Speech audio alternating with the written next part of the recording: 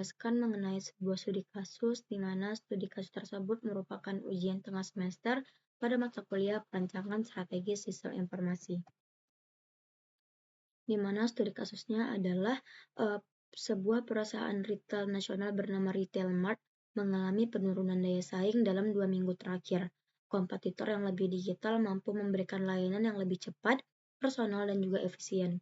Saat ini kondisi Retail Mart adalah sebagai berikut. Yang pertama, sistem informasi yang digunakan masih terpisah antar divisi.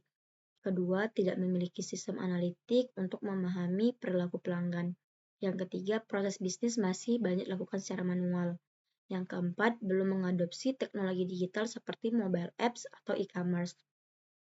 Yang kelima, manajemen kesulitan dalam pengambilan keputusan karena data tidak terintegrasi.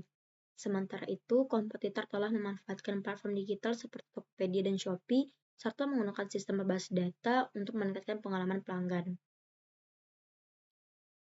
Permasalahan utama pada retail mart ini adalah ketidaksesuaian antara strategi bisnis dan juga sistem informasinya, di mana strategi bisnis yaitu ingin bersaing di era digital.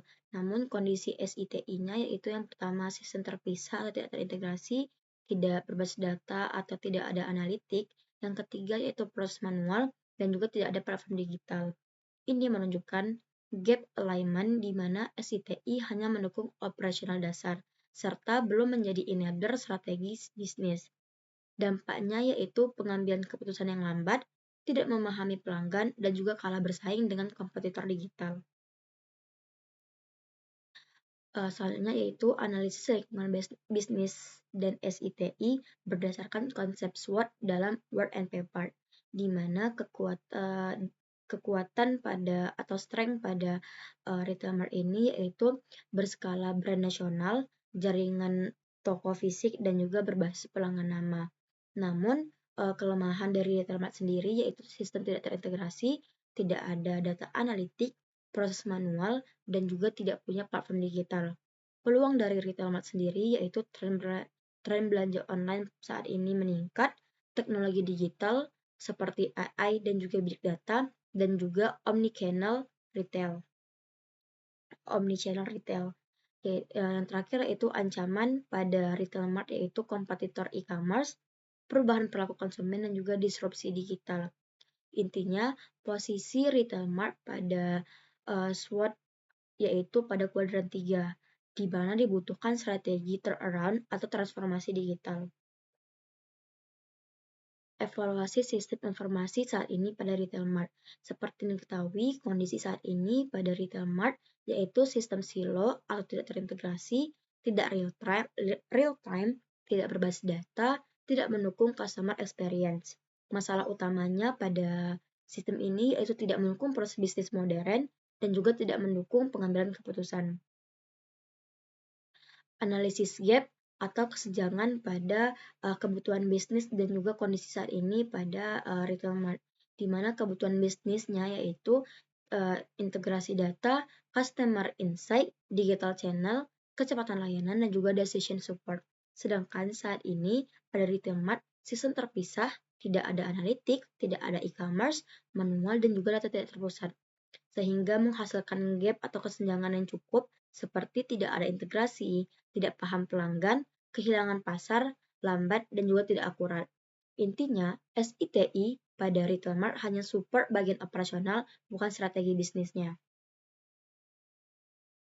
Rekomendasi strategi SITI, yang pertama itu strategi pada bagian sistem informasinya, di mana saya merekomendasikan sistem terintegrasi atau ERP yang terintegrasi penjualan.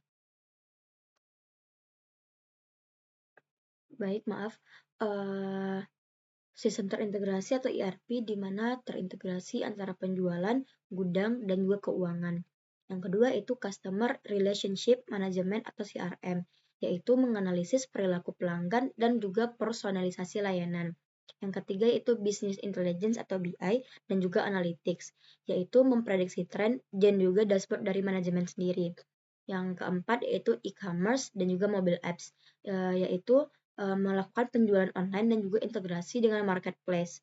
Yang terakhir yaitu supply chain management atau SCM, di mana hal ini melakukan optimasi stok dan juga distribusi yang lebih efisien.